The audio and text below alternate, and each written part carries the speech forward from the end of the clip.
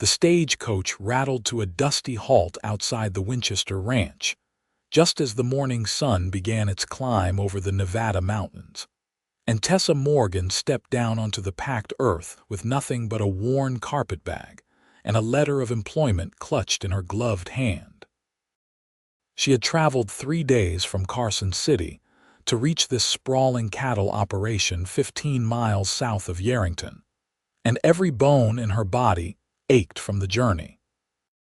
The year was 1882, and opportunities for unmarried women to earn honest wages remained scarce enough that, when the advertisement appeared seeking a ranch cook, Tessa had applied immediately despite never having ventured this far from civilization before.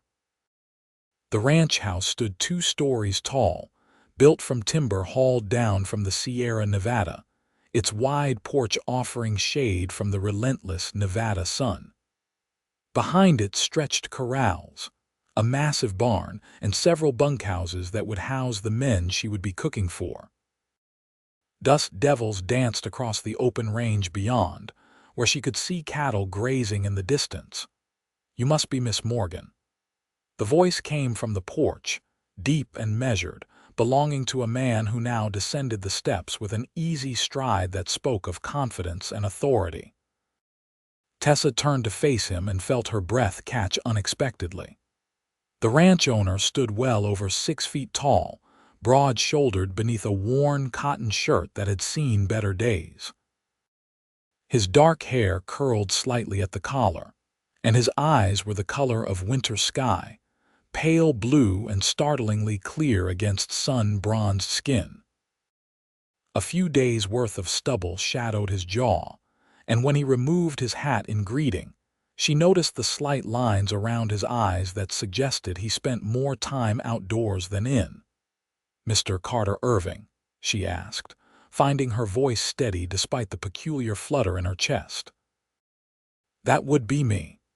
He extended his hand, and after a moment's hesitation she shook it. His palm was calloused and warm, his grip firm but careful. "I hope the journey was not too difficult." "I have endured worse," Tessa replied, though in truth she could not immediately recall when. She withdrew her hand, suddenly conscious of how travel-stained her navy dress must appear, how the dust had settled into every fold of fabric. Carter retrieved her carpet-bag before she could protest. "I will show you to your quarters. The men are out on the range, but they will be back by noon expecting their meal. I hope that gives you sufficient time to familiarize yourself with the kitchen." "I am accustomed to working quickly," Tessa said, following him across the yard. She took in every detail as they walked, the well-maintained fences, the healthy-looking horses in the corral, the general air of prosperity that spoke well of the ranch's management. "How many hands am I cooking for?" 12, plus myself. Sometimes more during roundup or when we are moving cattle to market." Carter led her around the back of the main house to a smaller building that looked like it had been added more recently. "I had this cottage built last year when my previous cook complained about the noise from the bunkhouse. It is not large, but it should provide you with privacy and comfort." The cottage consisted of a single room with a narrow bed, a small table with 1 chair, a wardrobe, and a washstand. A window looked out toward the mountains, and someone had left wildflowers in a jar on the table. The gesture seemed incongruous with the rough ranch setting. "My housekeeper, Maria, left those," Carter explained, noticing her glance. "She comes twice a week to manage the main house, but the cooking for the hands proved too much along with her other duties. That is why I placed the advertisement." Tessa set down her carpetbag and turned to face him. In the small space, he seemed even larger, and she found herself acutely aware that they were alone, that propriety would dictate she should be concerned about such circumstances. Yet something in his steady gaze and respectful distance suggested she had nothing to fear from Carter Irving. "The kitchen is in the main house?" she asked. "Yes. I will show you now if you would like to refresh yourself first." I would prefer to see where I will be working. The unpacking can wait. Carter nodded and led her back outside. The main house interior surprised her with its refinement. The furniture appeared well-crafted rather than rough-hewn, and actual curtains hung at the windows. Books lined shelves in what she glimpsed as a study, and the floors showed evidence of regular care. The kitchen proved even more impressive. A massive cast-iron stove dominated one wall, and shelves held an array of pots, pans, and cooking implements that would have done a San Francisco restaurant proud. A large work table occupied the center of the room, and windows on two sides provided ample light. The pantry, when Carter opened it for her inspection, contained supplies enough to feed an army. "You keep a well-stocked kitchen," Tessa observed, running her hand along the smooth surface of the work table. "I believe in feeding the men properly." A hungry cowboy is a discontented cowboy, and discontented cowboys do not stay long. Carter leaned against the doorframe, watching her inspect her new domain. "My foreman handles most of the ranch operations, which allows me to focus on the business side of things. But I learned early that the quality of the cooking directly impacts the quality of the work." A wise observation. Tessa opened the firebox of the stove and found it already laid with kindling and wood, ready to light. "What time do the men expect their meals?" "Breakfast at 5, dinner at noon, supper at 6. I know those are early hours. I grew up on a farm in Ohio. I am no stranger to early mornings." Tessa removed her gloves and bonnet, then rolled up her sleeves with businesslike efficiency. "If you will excuse me, I should begin preparing the noon meal. You said the men will return hungry, and I would like to make a good first impression." Carter straightened, and something flickered across his face that might have been approval or perhaps something else Tessa could not quite identify. "I will leave you to it, then. If you need anything, my study is just down the hall. Do not hesitate to ask." After he left, Tessa stood alone in the kitchen and released a long breath she had not realized she was holding. She had expected a gruff cattle rancher, someone weather-worn and rough around the edges like the men her father had employed back home. Carter Irving defied those expectations entirely, and she found the discrepancy unsettling in ways she could not quite articulate. Pushing such thoughts aside, she tied on an apron she found hanging by the stove and set to work. The pantry yielded potatoes, onions, salt pork, and beans. She had time to bake biscuits and perhaps a dried apple pie if she worked efficiently. Her hands moved with practiced ease, peeling and chopping, mixing and kneading. Cooking had always soothed her, the familiar rhythms and transformations providing a sense of control in an often chaotic world. She had just slid the biscuits into the oven when she heard the thunder of approaching horses. Through the window, she watched as a dozen men rode into the yard in a cloud of dust, dismounting with the easy grace of those who spent more time in the saddle than on their feet. They were a varied lot, young and old, lean and stocky, but all shared the same sun-darkened skin and alert eyes of men who worked hard for their living. Carter emerged from his study and headed outside. Tessa watched him greet the men, noticed how they responded to him with respect, but also with an easy familiarity that suggested he was the kind of owner who worked alongside his employees, rather than merely directing from a distance.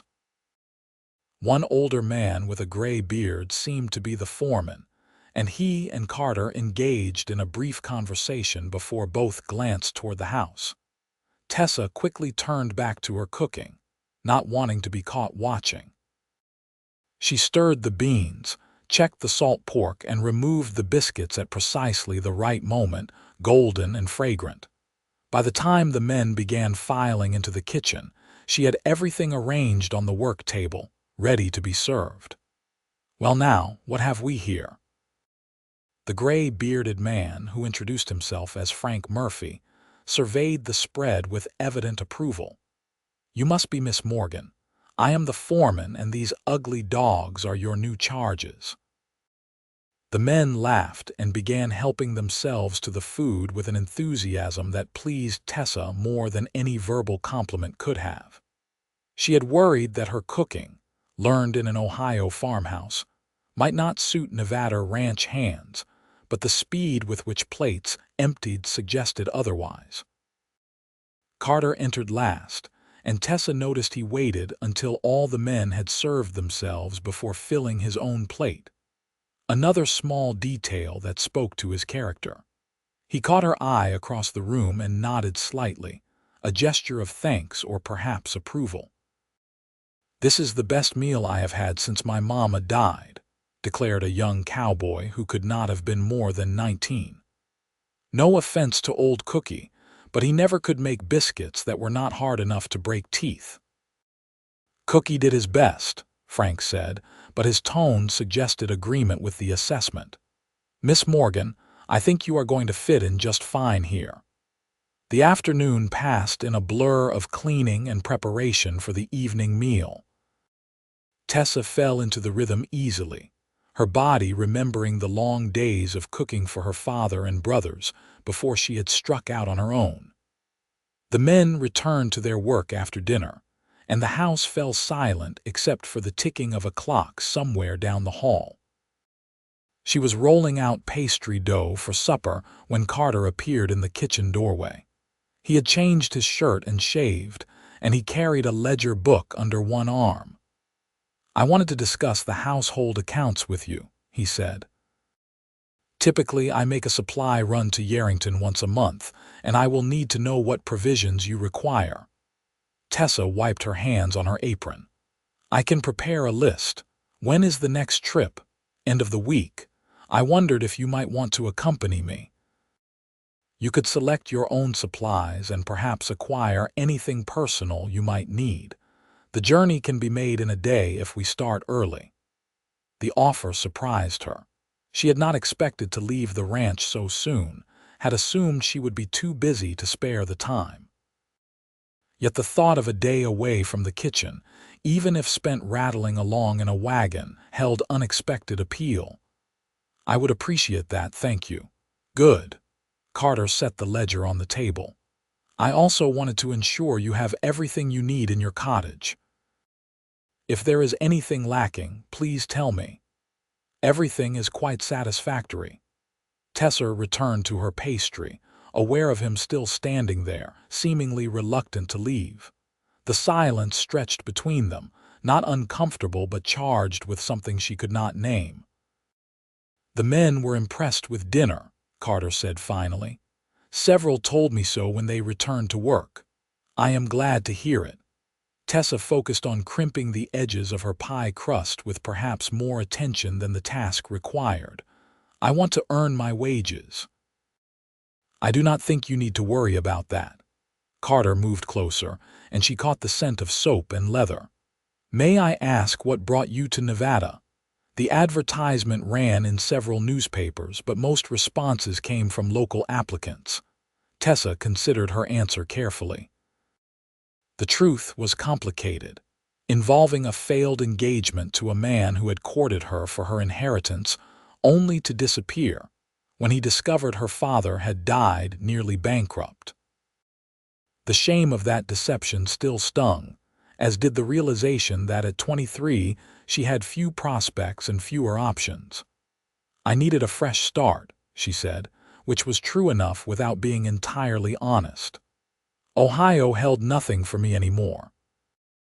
Carter nodded slowly, as if he understood more than she had said. "I came here for similar reasons. Built this ranch from nothing 12 years ago when I was barely 21. There is something about this territory that allows a person to reinvent themselves, to become who they were meant to be rather than who circumstance made them." The insight startled Tessa into meeting his eyes. She found him watching her with an intensity that made her pulse quicken, and for a long moment, neither of them spoke. The afternoon sun slanted through the windows, painting everything in shades of gold, and Tessa felt as if she were standing on the edge of something vast and unknown. "I should let you work," Carter said, breaking the spell. "But I meant what I said. If you need anything at all, you have only to ask." After he left, Tessa stood motionless, her hands resting on the pastry dough. She had been at the Winchester Ranch for less than a day, yet already everything felt different than she had anticipated. She had expected hard work and loneliness, a chance to earn her keep while avoiding the complications that came with proximity to others. She had not expected Irving with his thoughtful eyes and careful courtesy, had not expected the way her heart seemed to beat just a little faster when he was near. Such thoughts were dangerous, she told herself firmly. She was an employee, nothing more, and it would be foolish to imagine otherwise. Irving owned a prosperous ranch and could surely have his pick of women if he chose to marry. He had no reason to look twice at a cook who arrived with nothing but a carpet bag, and a past she preferred not to discuss. The days that followed established a routine. Tessa woke before dawn to prepare breakfast, served the noon meal, then spent the afternoon cooking supper and preparing for the next morning. The work was demanding but satisfying, and the men proved appreciative of her efforts in ways that ranged from Frank's gruff compliments to the younger cowboy's attempts to help with dish washing despite her protests that she could manage. Carter appeared in the kitchen at least twice a day, always with some plausible reason, a question about supplies or a request for a particular dish or simply to inform her of changes in the schedule. Yet Tessa sensed the excuses were just that he sought her company as much as she had begun to anticipate his visits. They talked while she worked, conversations that ranged from the mundane to the surprisingly personal. She learned that he had grown up in Missouri, the youngest son of a family with more pride than money, and had come west seeking fortune or at least independence. The ranch represented years of hard work and careful investment, and he spoke of it with the pride of a man who had built something meaningful. In turn, Tessa found herself sharing more than she had intended about her own life. She spoke of her mother's death when she was 12, of taking over the household while her brothers worked the farm, of her father's slow decline after a bad harvest left them in debt. She did not mention Thomas Harrison, the man who had courted her so ardently only to vanish when he discovered there would be no inheritance. But perhaps Carter sensed there was more to her story than she revealed. "You have known loss," he said one afternoon as she kneaded bread dough. "I can see it in your eyes sometimes. Who has not, in this life?" Tessa shaped the dough into loaves with practiced efficiency. "Loss is simply part of living." True enough. Carter sat at the work table, a location he had claimed as his own during these afternoon visits. But some losses cut deeper than others. Tessa glanced at him and found him watching her with an expression that made her chest tighten. "You speak as one who knows. I was engaged once, 7 years ago, to a woman back in Missouri. She was the daughter of a banker, beautiful and refined." Carter's jaw tightened. "When I told her I planned to move west to start a ranch, she gave me an ultimatum: stay and work in her father's bank or she would end the engagement. And you chose the ranch. I chose freedom. I chose the chance to build something with my own hands rather than spend my life trapped behind a desk, counting other people's money." Carter met her eyes. "She married a clerk 6 months later. I heard they are very happy together. You regret your choice?" "Not for a single moment. Though I did learn that I would rather be alone than with someone who could not accept me as I am." The words hung in the air between them, weighted with meaning Tessa did not dare examine too closely. She returned her attention to the bread, shaping the final loaf with hands that trembled slightly. Friday arrived with clear skies, and the promise of good weather for the journey to Yarrington. Tessa woke even earlier than usual to prepare food the men could serve themselves, then dressed in her best traveling outfit, a dark green dress that had survived the journey from Ohio with minimal damage. Carter had the wagon ready when she emerged from her cottage, and he helped her up to the seat with a hand that lingered perhaps a moment longer than necessary. The road to Yarrington wound through sagebrush and scattered juniper, following the Walker River for part of the journey. Carter handled the team with easy competence, and they settled into a comfortable silence as the sun climbed higher. The Nevada landscape stretched vast and empty around them, beautiful in its starkness, so different from the green hills of Ohio that Tessa still sometimes dreamed about. "Do you miss it?" Carter asked, as if reading her thoughts. "You're home." "Sometimes. But I think I miss what it represented more than the place itself, the certainty of youth, the belief that I understood how my life would unfold." Tessa adjusted her bonnet against the sun. "Reality proved rather different than my expectations. It usually does, though sometimes reality turns out better than we imagined, and sometimes worse." "True." Carter guided the team around a rough patch of road. "But I have found that the best things in life are usually the ones I did not plan for, the unexpected gifts that arrive when I have stopped looking for them." Tessa wanted to ask what he meant, but something in his expression suggested the words had been carefully chosen, that they carried significance beyond their surface meaning. Her heart beat faster, and she forced herself to focus on the landscape rather than the man beside her. Yarrington bustled with the activity of a town on the edge of the frontier. Established less than 10 years earlier, it served as the commercial center for the ranches and farms scattered throughout Mason Valley. Carter drove directly to the general store, a substantial building that seemed to stock everything from farming equipment to ladies' hats. "I need to stop at the bank and the cattle broker," Carter said as he helped Tessa down from the wagon. "Will 2 hours give you sufficient time to select what you need?" "More than sufficient." "Good. I will meet you back here." He tipped his hat and strode off down the dusty street, drawing appreciative glances from several women despite his travel-worn appearance. Tessa pushed such observations aside and entered the general store. The proprietor, a pleasant woman named Sarah Chen, whose husband had come from China to work on the railroad before settling in Yarrington, helped Tessa select supplies while peppering her with friendly questions about her work at the Winchester Ranch. "Carter Irving is a good man," Sarah said as she wrapped Tessa's purchases. "Fair in his dealings and honest. Some of the other ranchers try to negotiate every penny, but not him. He pays his bills in full and on time." "He seems very capable," Tessa agreed carefully. "And unmarried, though not for lack of interested parties." Sarah's eyes twinkled with unmistakable mischief. "Half the unmarried women in the county have tried to catch his attention over the years. A few of the married ones too, sad to say." Tessa told herself she had no right to the spike of jealousy that shot through her at these words. "I am sure his personal life is his own affair. Of course, I did not mean to suggest otherwise."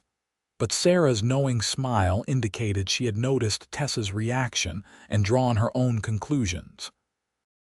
After completing her purchases, Tessa explored the town while waiting for Carter. Yarrington boasted a hotel, 2 saloons, a church, a school, and various other establishments that served the surrounding community. She was studying the books in the window of a small lending library when Carter's voice came from behind her. "You enjoy reading?" She turned to find him standing closer than propriety strictly allowed, though the street was too crowded for anyone to take particular notice. "Very much. Though I have had little time for it lately. The ranch has an extensive library. You are welcome to borrow anything that interests you." Carter gestured toward the lending library. Though if there is something specific you would like, I would be happy to purchase it for you. That is generous but unnecessary. Consider it a benefit of employment.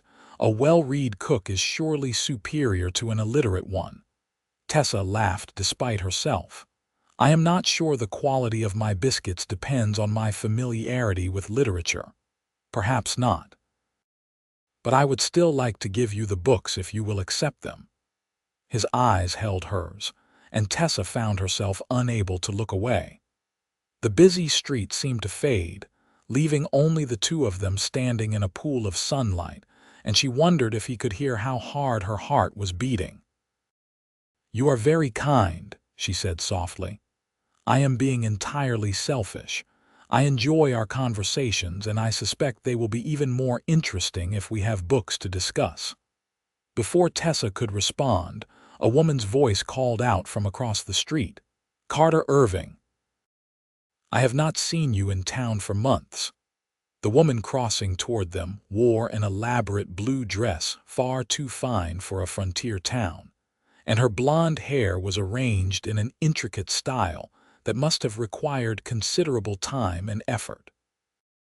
She was perhaps 25 and strikingly beautiful, with the kind of polished appearance that came from money and leisure. "Virginia," Carter said, and Tessa detected a note of resignation in his voice. "I did not realize you were still in Yarrington. Daddy extended our visit through the fall. He is considering investing in some of the local mines." Virginia's gaze swept over Tessa with barely concealed dismissal before returning to Carter. "You really must come to dinner while we are here. Mama has been asking about you." "I appreciate the invitation, but I am quite busy with the ranch." "Surely you can spare one evening," Virginia's smile sharpened. "Or perhaps you are too occupied with other pursuits." Her glance at Tessa made the insinuation clear. Carter's expression hardened. "Virginia, may I introduce Miss Tessa Morgan? She is the new cook at the Winchester Ranch." "Miss Morgan, this is Virginia Palmer. Her father owns the bank in Carson City." "How lovely." Virginia's tone suggested she found it anything but. "I am sure you are quite talented in the kitchen, Miss Morgan. I do my best." Tessa kept her voice pleasant despite the condescension dripping from every word Virginia Palmer spoke. "Well, I must not keep you. I am sure you have many important duties awaiting." Virginia turned her attention back to Carter. "Do think about that dinner invitation. It would be such a shame if you declined." After Virginia swept away in a cloud of expensive perfume, Carter released a long breath. "I apologize for that. Virginia has been angling after an engagement for 3 years, despite my complete lack of interest. You do not owe me an explanation." Tessa started walking back toward the general store, needing movement to dispel the uncomfortable emotions churning inside her. Carter fell into step beside her. "Perhaps not. But I want you to understand that there is nothing between Virginia Palmer and myself, nor will there ever be. As you said, it is none of my concern." "Is it not?" Carter caught her arm gently, stopping her in the middle of the sidewalk. "Because I think perhaps it should be." Tessa stared at him, her mouth suddenly dry. They stood in full view of anyone who cared to look, and she knew they were courting scandal with such public contact, yet she could not bring herself to pull away. "Carter, I am your employee. It would not be appropriate for you to speak to me this way." "Then perhaps I am speaking inappropriately, but I would rather be honest and improper than careful and dishonest." His thumb brushed against the inside of her wrist, a touch that sent electricity racing up her arm. "I have been fighting this since the moment you stepped off that stagecoach. Telling myself all the reasons I should maintain proper distance, that I should treat you as merely an employee. But the truth is I cannot stop thinking about you, Tessa. I look for excuses to visit the kitchen just to be near you. I lie awake at night remembering things you said, the way you laugh when you think no one is listening. Please do not say such things." Tessa's voice emerged as barely more than a whisper. "You do not know me, not really. Then let me know you. Let me court you properly if that is what propriety requires." Carter released her wrist, but did not step back. "I am not a man prone to rash decisions or sudden passions, but what I feel for you is neither rash nor sudden, even if we have known each other only a week. It feels like recognition, as if I have been waiting for you without knowing what I was waiting for." Tessa closed her eyes, overwhelmed by the intensity of his words and the answering emotion they awakened in her own heart. She had been so careful since Thomas Harrison's betrayal, so determined not to trust, not to hope, not to believe in romance or happy endings. Yet Carter Irving threatened all those defenses with his honesty and his steady gaze, and the way he made her feel seen in a manner no one else ever had. "I am afraid," she admitted, opening her eyes to meet his. "I was engaged before and it ended badly. I cannot afford to make another mistake. I would never hurt you intentionally. That is all I can promise, but I promise it absolutely." "How can you be so certain after such a short time?" Carter smiled, and it transformed his entire face, softening the stern lines and making him look years younger. "The same way you know which horses will make good cow ponies and which will not. Some things you just recognize when you see them." Despite everything, Tessa felt herself smiling back. "You are comparing me to a horse, a very fine horse, the kind a man would be lucky to have. That might be the strangest compliment I have ever received. I will work on my poetry, though I should warn you, my skills in that area are severely limited." They stood there grinning at each other like fools, and Tessa felt something inside her chest crack open, letting in light she had kept carefully locked away. Perhaps this was madness. Perhaps she would regret this as she had regretted Thomas Harrison. But looking into Carter Irving's eyes, she could not quite bring herself to believe that. "I need time," she said finally. "This is all very sudden and I am still finding my footing here." "Take all the time you need. I am a patient man." Carter offered his arm. "Shall we load your supplies and head back? It is a long drive, and I would like to reach the ranch before dark." The journey home felt different than the morning trip. They talked easily, sharing stories from their pasts, debating the merits of various authors, laughing at absurd anecdotes about ranch life and farm disasters. Tessa found herself relaxing in ways she had not relaxed since before her father died, since before the world became a harder, sharper place where trust was dangerous, and hope often led to disappointment. Carter told her about the early days of the ranch, when he had lived in a tent while building the first barn, when he had owned more ambition than cattle, and survived on little more than determination and stubbornness. He spoke of the satisfaction of watching something grow from nothing, of taking raw land and transforming it into something productive and profitable. "My father always said I was too proud. That pride would be my downfall," Carter said, as the ranch buildings came into view. "But I think there is a difference between arrogance and taking pride in honest work. I am proud of what I have built here, and I do not apologize for that. Nor should you. What you have accomplished is remarkable. It is lonely sometimes, though. A ranch this size requires constant attention, and I have little time for social calls or trips to Carson City. Most of my friendships are with the men who work for me, which is not quite the same thing." Tessa understood what he was not quite saying, the admission of isolation that came from pouring all your energy into work, from using productivity as a shield against deeper needs. She had done the same thing in Ohio, throwing herself into running the household and caring for her father, avoiding opportunities for connection, because connection meant vulnerability and vulnerability meant pain. "I understand," she said quietly. After my mother died, I convinced myself that being needed was enough, that as long as I was useful, as long as I was taking care of others, I was fulfilling my purpose. It took a long time to realize that being needed and being valued are not the same thing. Carter pulled the wagon to a stop in front of the main house but made no move to climb down. The sun hung low on the horizon, painting the sky in shades of orange and pink, and in the golden light, his eyes looked almost translucent. "You are valued here, Tessa.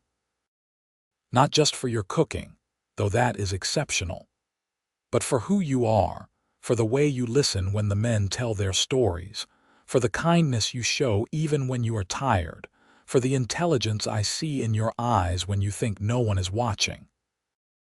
He reached over and took her hand, his fingers warm and strong around hers.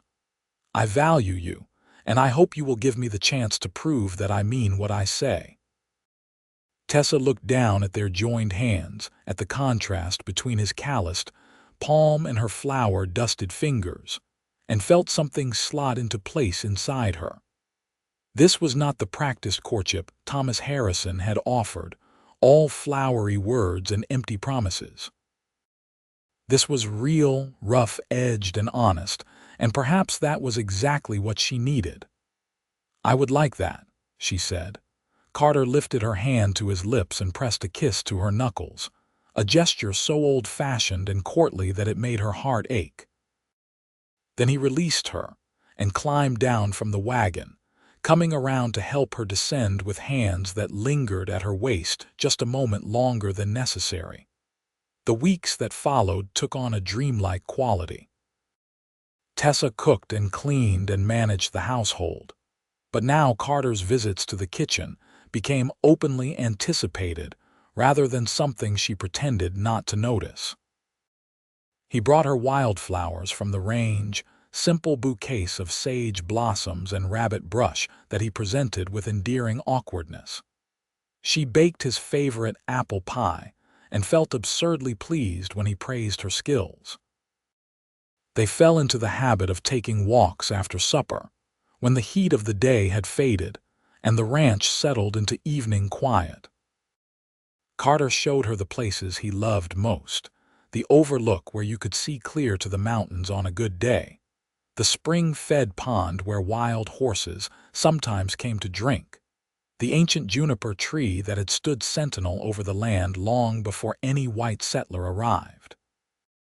"I think about that sometimes," Carter said one evening as they stood beneath the juniper's twisted branches. "All the people who have passed through this land over the centuries. The Paiute lived here for generations before we came. They knew every water source, every game trail, every place where the plants grew thick. We act like we discovered this country, but really we just took it."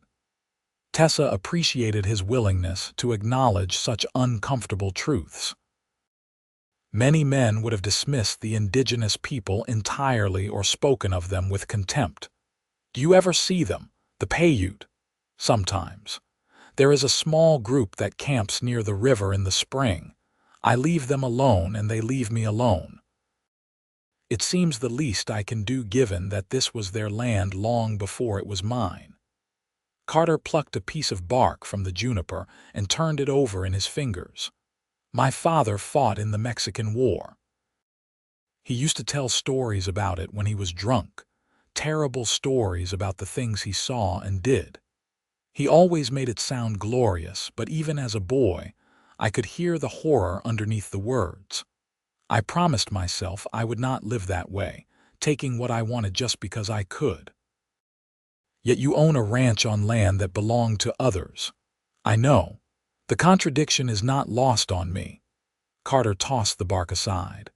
"I tell myself I am better than those who came before, that I treat people fairly, that I do not cheat or steal or kill to expand my holdings. But I still benefit from a system built on those things." Tessa studied his profile, the strong line of his jaw, the furrow between his brows. "Most people would not think about such matters at all. The fact that you do says something about your character." or it makes me a hypocrite who wants to feel better about my choices. Perhaps both things can be true. Carter smiled at that, the tension leaving his shoulders. You have a way of cutting through pretense, do you know that? It is one of the things I admire about you. I've been told I can be too blunt. By whom? The man who broke your engagement. Carter turned to face her fully. You have mentioned him only once, and you do not have to speak of him if it pains you, but I find myself wanting to know what kind of fool would let you go. Tessa wrapped her arms around herself despite the warmth of the evening. She had not spoken of Thomas Harrison to anyone, had tried to simply forget the entire humiliating episode. But Carter waited patiently, without pressure, and somehow that made the words come easier. His name was Thomas Harrison. He came to our town claiming to be a land surveyor, very educated and refined. My father was sick by then, and I was managing the farm as best I could. Thomas paid me attention, said I was remarkable, that he had never met a woman with my intelligence and capability. Tessa laughed bitterly. I was so flattered. No one had ever called me remarkable before. I was just Tessa, the plain daughter who kept house and never complained. You are anything but plain. I felt plain next to Thomas. He was handsome and worldly, and he said he wanted to marry me, that we would move to Cincinnati where he had prospects. My father approved, happy to see me settled before he died. But then my father did die, and Thomas discovered that the farm was mortgaged to the point of worthlessness. He left the day after the funeral without even a note of explanation. I learned later that there were other women he had courted the same way, always looking for one with money or property. Carter's hands clenched into fists at his sides. If I ever meet this Thomas Harrison, I will have difficulty restraining myself from violence. He is not worth the trouble. Tessa met his eyes, but it taught me to be wary, to question people's motives. So when you say these things to me, part of me wants desperately to believe you, and part of me is terrified that I am making the same mistake again. I cannot prove my intentions except through time and consistency. Carter reached out and gently brushed a strand of hair from her face, his touch feather-light. But I swear to you, Tessa, I have no ulterior motives. I want nothing from you except what you freely choose to give, and if all you ever give me is friendship, I will count myself fortunate to have that. Tessa felt tears prick her eyes. The tenderness in his voice, the way he looked at her as if she were precious, it overwhelmed defenses she had built so carefully. I do not think friendship is all I want to give you. No, no. She stepped closer, drawn by something stronger than caution or fear. I think I am falling in love with you, Carter Irving, and it terrifies me because I have only known you such a short time, and I swore I would never trust my heart to anyone again. Carter cupped her face in his hands, his palms warm against her cheeks. I fell in love with you the moment you stepped off that stagecoach. I know that sounds impossible, but I looked at you standing there in the dust with your carpetbag and that determined expression, and I thought, there she is. The person I have been waiting for. That is impossible, and yet true. He leaned down, slowly enough that she could have pulled away if she wanted, and pressed his lips to hers. The kiss was gentle, questioning, nothing like the demanding kisses Thomas Harrison had stolen before their engagement was official. Carter kissed her as if she were breakable and infinitely valuable, as if he were asking permission with every breath. Tessa felt herself melting into him, her hands coming up to rest on his chest where she could feel his heart beating as rapidly as her own. When they finally pulled apart, the sun had fully set, and the first stars were appearing overhead. Carter rested his forehead against hers, both of them breathing hard. I want to marry you, he said. I know it is too soon to ask properly, and I will wait as long as you need, but I want you to know that my intentions are entirely honorable and entirely serious. Tessa laughed shakily. You are nothing if not direct. I have wasted enough of my life being careful and measured. I do not want to waste any more time when I have found something, someone, worth taking a risk for. Carter pulled back enough to look into her eyes. Tell me I am not alone in this. Tell me you feel it too. I feel it. It scares me how much I feel it. Good. I would be worried if you were not scared. It means you understand how much is at stake. Carter took her hand and brought it to his lips again. But I promise you, Tessa, I will spend every day proving that your trust is not misplaced.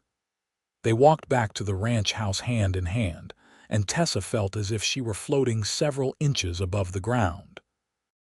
The practical part of her mind whispered warnings about moving too fast, about the dangers of romantic love, about all the ways this could end in heartbreak.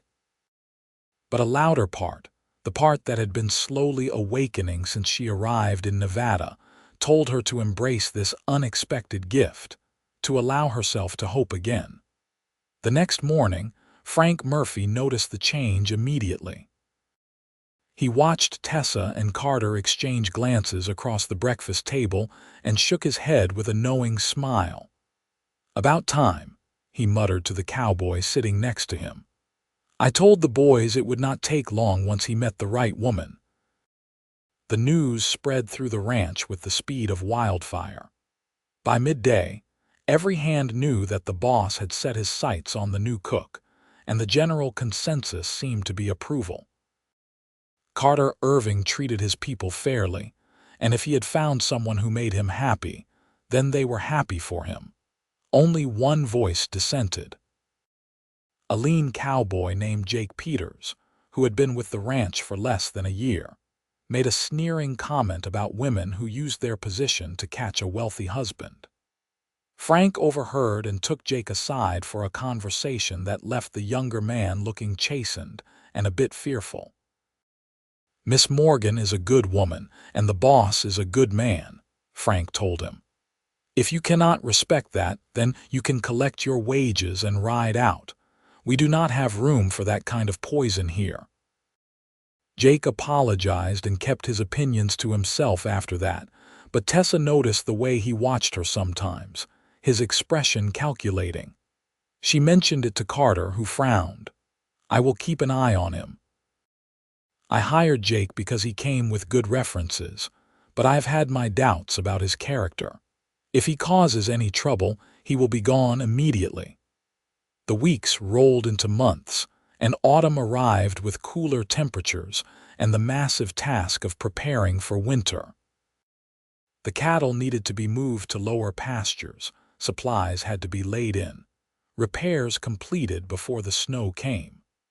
Carter worked from dawn until long after dark, and Tessa saw less of him than she would have liked, though he still found time for their evening walks when he could manage it.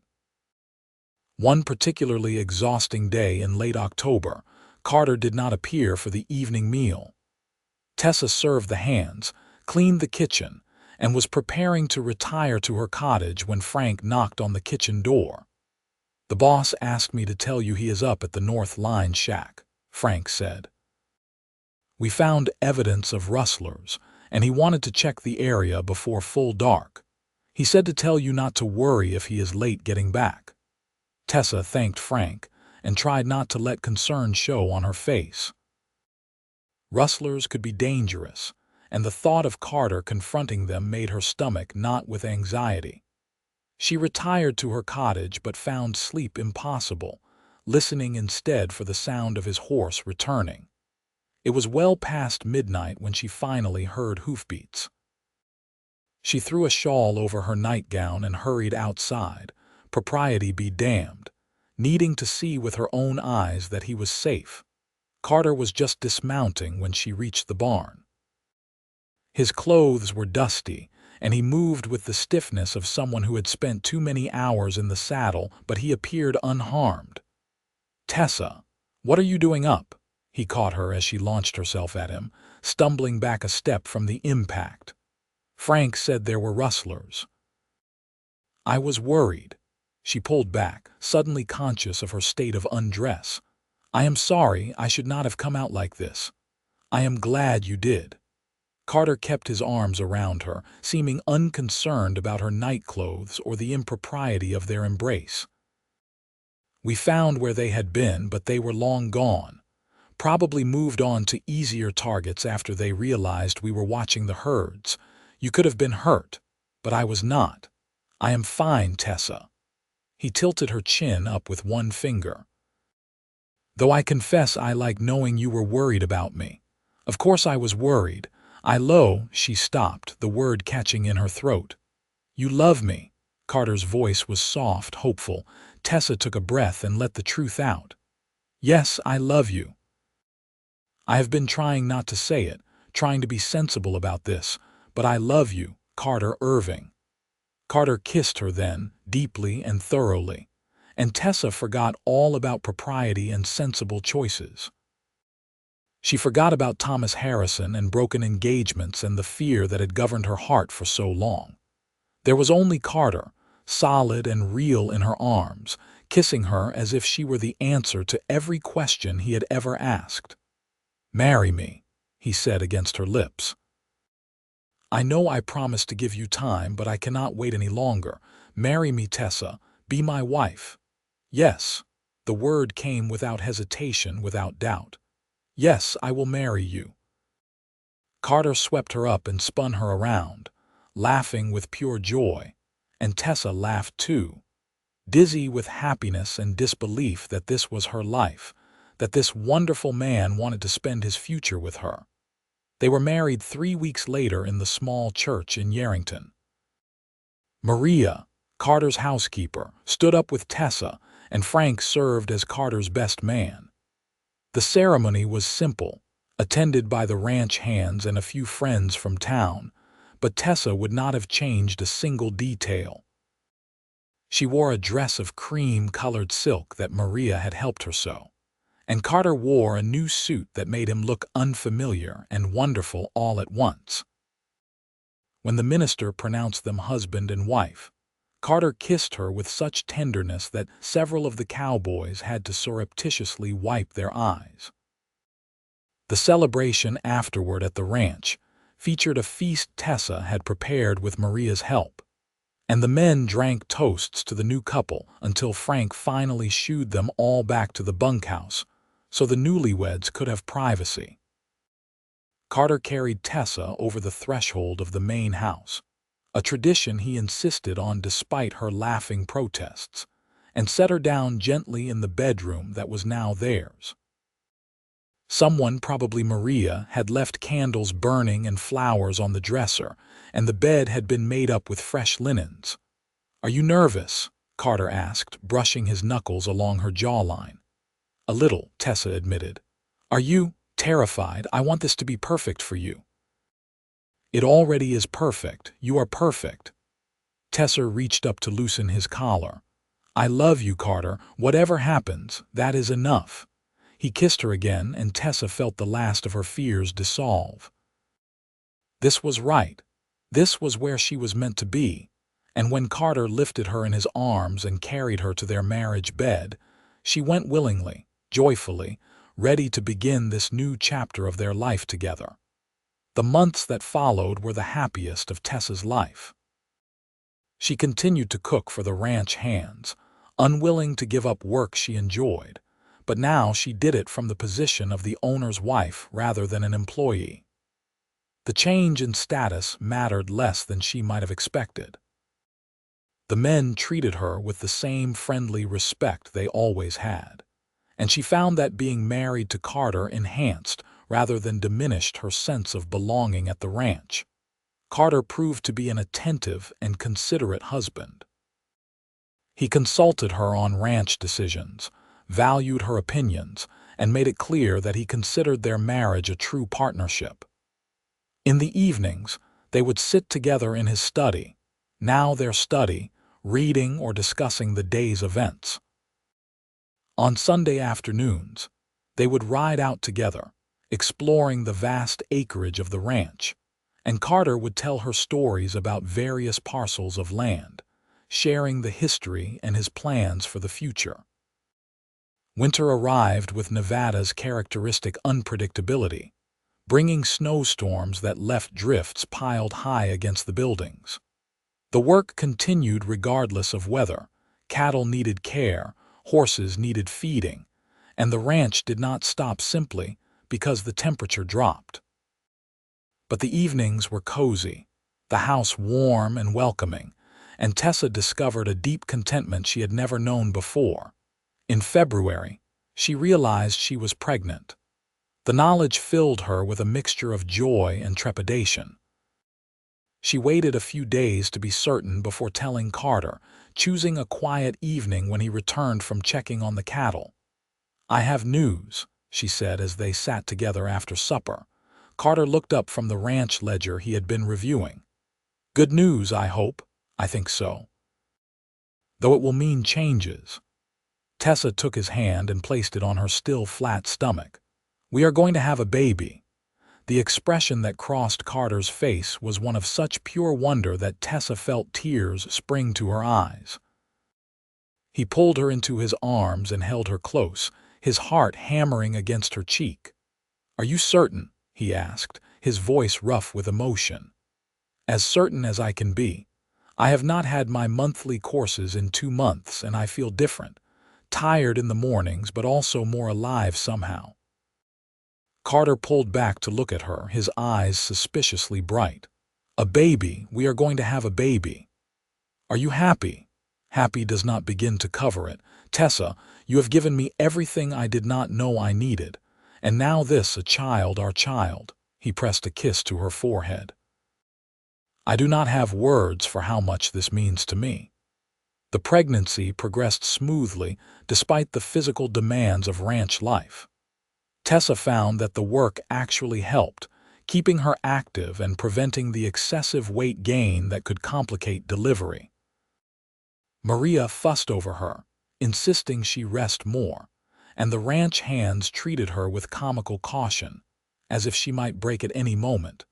Carter became almost overbearingly protective. He wanted her to stop cooking, to spend her days resting and preparing for the baby. Tessa refused, arguing that she was pregnant, not ill, and that she had no intention of spending months doing nothing.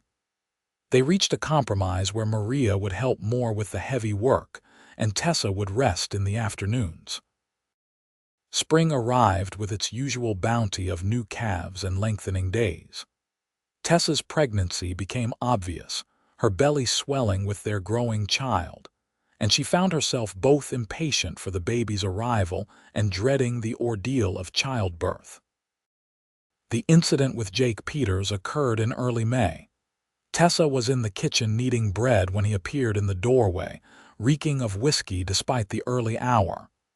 "I need to talk to you," he slurred, swaying slightly. "You are drunk, Jake. You should go sleep it off before Carter sees you." Tessa kept her voice calm despite the unease prickling along her spine. "Carter, always Carter." Jake lurched into the kitchen. "You think you are so clever, do you not, coming here and catching yourself a rich husband? That is enough.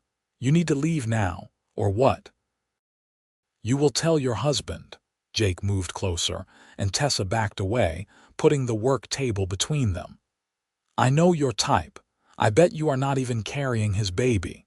Probably got yourself pregnant before you came here and tricked him into marrying you." Rage flooded through Tessa, hot and clarifying. "How dare you? You know nothing about me or my marriage. I know a scheming woman when I see one." Jake reached across the table, trying to grab her arm. Tessa snatched up the rolling pin and brought it down hard on his outstretched hand. Jake yelped and jerked back, cradling his injured hand against his chest. "I said leave. Now. Before I do worse than that." But Jake was too drunk and too angry to listen to reason. He started around the table, and Tessa raised the rolling pin again, prepared to defend herself. She never had to strike. Carter appeared in the doorway, taking in the scene with a single glance. "What is going on here?" His voice was quiet, deadly. Jake spun around, nearly losing his balance. Your wife, she attacked me. Carter looked at Tessa, who still held the rolling pin defensively, her other hand protective over her swollen belly. His jaw tightened, and when he spoke, his words came out like chips of ice. Pack your things and get off my property. You have 1 hour. If you are still here after that, I will have the sheriff from Yarrington come and escort you off. You are firing me over this lying. Carter moved faster than Tessa had ever seen him move, grabbing Jake by the collar and slamming him against the wall. You will not finish that sentence if you value your life. You came into my home, threatened my pregnant wife, and you expect me to listen to your excuses. You are lucky I am a civilized man, Peters, because my first instinct is to beat you bloody. Now get out of my sight before I change my mind about civility. He released Jake, who stumbled toward the door, mumbling curses and accusations. Carter watched him go, then turned to Tessa, his expression transforming from fury to concern. Did he hurt you? Are you all right? Tessa set down the rolling pin with shaking hands. I am fine. He was drunk and said terrible things, but he did not touch me. Carter pulled her into his arms, careful of her belly. I am so sorry. I should have fired him months ago when Frank first expressed concerns. I will not make that mistake again. You could not have known. Tessa rested her head on his shoulder, feeling the adrenaline drain away and leave her exhausted. Though I must say, I rather enjoyed hitting him with the rolling pin. Carter gave a surprised laugh. Did you? Remind me never to make you angry in the kitchen. Sound advice. True to his word, Carter stood outside the bunkhouse while Jake packed his belongings. Frank and 2 other hands watched as well, making it clear that Jake's departure was not optional. He rode out an hour later, still muttering about injustice, and Tessa felt a weight lift from her shoulders she had not fully acknowledged carrying. That night, as they lay in bed with Carter's hand resting on her belly, feeling their baby kick and roll, Tessa reflected on how far she had come from that dusty morning when she arrived at the ranch. She had been so guarded then, so determined not to need anyone or trust anyone. Now she lay in the arms of a man she loved beyond measure, carrying his child, surrounded by a life she had never imagined possible. What are you thinking about? Carter asked, his breath warm against her hair. How happy I am, how grateful. I am the grateful one. You saved me, Tessa. I did not even realize how lonely I was until you arrived and showed me what I had been missing. Tessa laced her fingers through his. We saved each other, I think. Their son arrived in late June during a thunderstorm that rattled the windows and turned the yard into a sea of mud. The labor was long and difficult, and there were moments when Tessa wondered if she would survive it. But Maria proved to be an experienced midwife, and Carter refused to leave despite Maria's insistence that childbirth was no place for husbands. When the baby finally emerged, squalling his indignation at being forced into the world, Carter wept openly. He cut the cord with shaking hands, then held his son for the first time with an expression of such awe that Tessa fell in love with him all over again. They named the boy Thomas Carter Irving, reclaiming the name Thomas from painful associations and transforming it into something new and hopeful. He was a healthy baby with his father's blue eyes and a surprising amount of dark hair, and from the moment he arrived, he ruled the household with the tyranny only infants can achieve. Tessa discovered that she loved being a mother almost as much as she loved being Carter's wife. The sleepless nights and endless demands felt like a privilege rather than a burden, and watching Carter with their son touched something deep in her heart. He was tender and patient, changing diapers without complaint, walking the floor at midnight when Thomas fussed, singing lullabies in a surprisingly pleasant baritone. The ranch continued to prosper. Carter expanded operations carefully, buying adjacent land when it became available, improving the breeding stock, investing in equipment that made the work easier and more efficient. He consulted Tessa on every major decision, and her sharp mind and practical nature proved invaluable in running the business. Thomas grew from infant to toddler, then to a rambunctious little boy who followed his father everywhere, chattering constantly and getting into everything. When he was 3, Tessa discovered she was pregnant again. This time the news came with less surprise and no fear, just quiet joy and the comfortable knowledge that they were ready to expand their family. Their daughter arrived in the spring of 1886, a tiny thing with her mother's delicate features and her father's determined chin. They named her Sarah Marie, after Tessa's mother, and Thomas was enchanted with his baby sister, insisting on helping with everything from bathing to diaper changes. Life settled into a rhythm of work and family, of seasons turning and children growing. The ranch hands came and went, though Frank remained a constant presence, eventually retiring from active ranch work to become a beloved uncle figure to the Irving children. Maria continued to help with the house, and her children became playmates for Thomas and Sarah. In 1888, Tessa gave birth to twin boys, Jonathan and Samuel, who arrived 3 weeks early but healthy despite their size. Carter declared the house officially too small, and he began construction on an addition that would give each child their own bedroom and provide more space for their growing family. The years brought challenges as well as joys. A particularly harsh winter in 1889 killed several head of cattle and required all hands to work around the clock to save the herd. A drought the following summer threatened the water supply and forced Carter to make difficult decisions about which pastures to abandon. Thomas broke his arm falling from a horse when he was 7, and Sarah developed a fever that terrified Tessa until it finally broke after 3 agonizing days. Through it all, Carter remained Tessa's anchor and her partner. They faced every crisis together, celebrated every triumph together, and built a life that was richer and more fulfilling than either had imagined possible. The love that had bloomed so quickly that first day never faded, instead deepening and maturing into something that sustained them through good times and bad. On their 10th anniversary, Carter presented Tessa with a locket containing photographs of their 4 children. They sat on the porch that evening, watching the sun set over the mountains, and Tessa marveled at the journey that had brought her to this place. "You ever regret it?" Carter asked, as if reading her thoughts. "Leaving Ohio, coming west to cook for a bunch of cowboys." Tessa leaned against his shoulder, breathing in the familiar scent of him, leather and soap and the Nevada sage that grew wild across the property. "Not for a single moment. This life, this family, it is everything I did not know I wanted.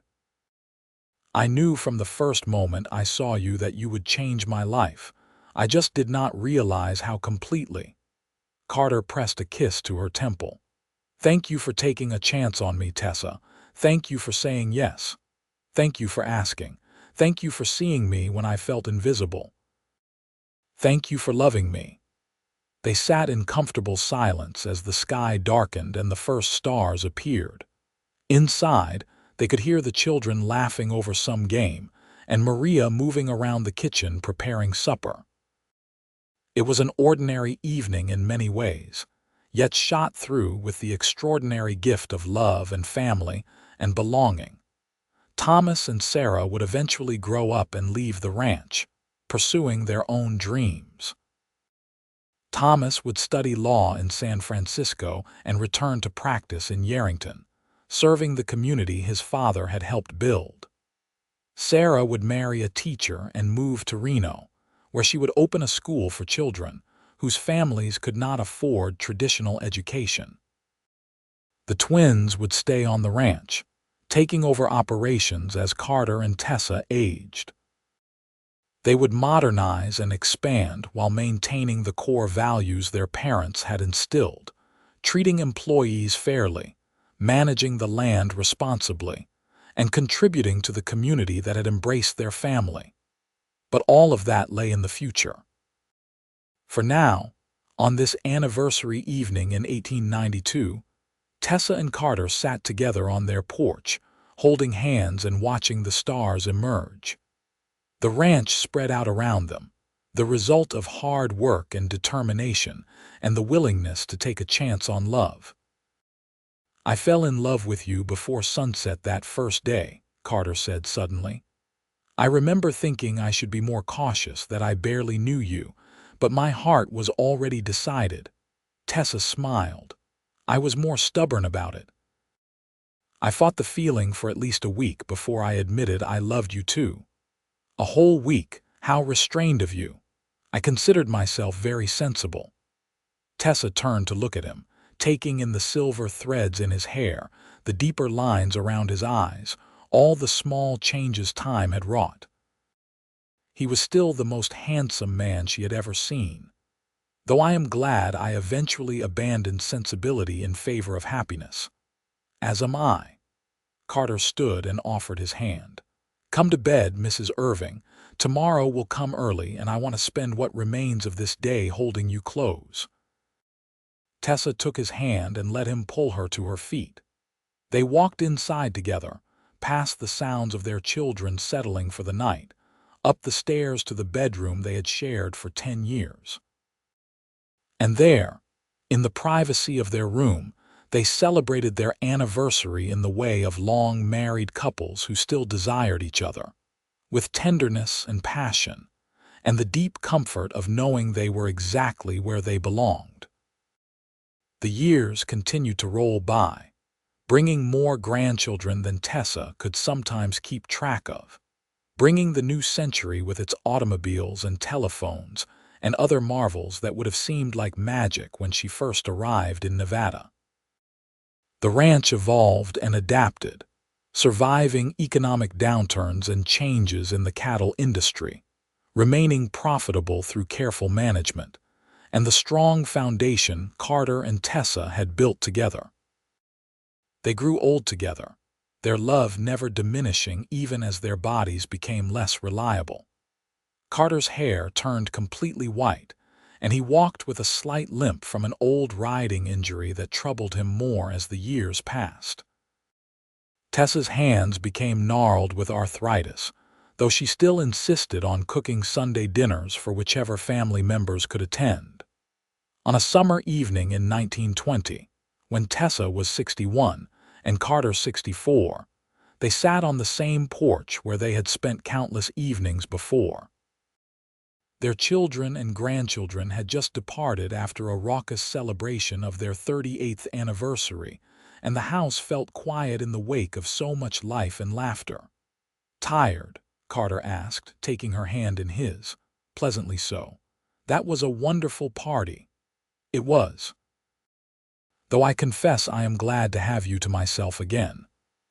Carter raised her hand to his lips, a gesture he had repeated thousands of times over the years but which still made her heart flutter. 38 years. Where did the time go? Into living, into loving, into building something that will last long after we are gone. Tessa gestured toward the ranch, where lights glowed in the windows of the houses where their sons lived with their families. "We did well, did we not?" "We did magnificently, though I give you most of the credit." "I will not argue with you on our anniversary." Carter laughed, then sobered. "I want you to know, Tessa, that every single day with you has been a gift, even the hard days, even the days we argued or struggled or feared we would not make it through. Every day with you has been infinitely better than any day without you could have been." Tessa felt tears well in her eyes. After all these years, he could still move her to tears with his honesty and his love. "I feel the same. You are the best decision I ever made, Carter Irving. The best adventure I ever embarked upon." They sat together as the sun set, painting the Nevada sky in familiar shades of gold and pink and purple. The mountains stood eternal in the distance, and the land they had worked and loved and fought for stretched out in every direction. It was not the life Tessa had planned when she was a young woman in Ohio, but it was so much better than anything she could have imagined. Carter and Tessa would have 7 more years together, years filled with the simple pleasures of long companionship and the deeper satisfaction of seeing their legacy continue through children and grandchildren. When Carter passed away peacefully in his sleep in 1927, Tessa mourned deeply, but found comfort in knowing they had loved each other well and completely, that they had built something meaningful that would outlast them both. She lived another 6 years, surrounded by family, respected in the community, content in the knowledge that her life had mattered. And when she finally closed her eyes for the last time, her children swore that her final word was Carter's name, spoken with love and the certain knowledge that she was going to meet him again. The Winchester Ranch continued to operate for generations, passed down through the Irving family, a testament to what 2 people could build when they chose love over fear, partnership over independence, and commitment over convenience. And in Yerington, where both Carter and Tessa were buried side by side overlooking the land they had loved, people still told the story of the cook who came to feed the ranch hands and the owner who fell in love before sunset, then spent the rest of his life proving that love was not a moment, but a choice made new every single day.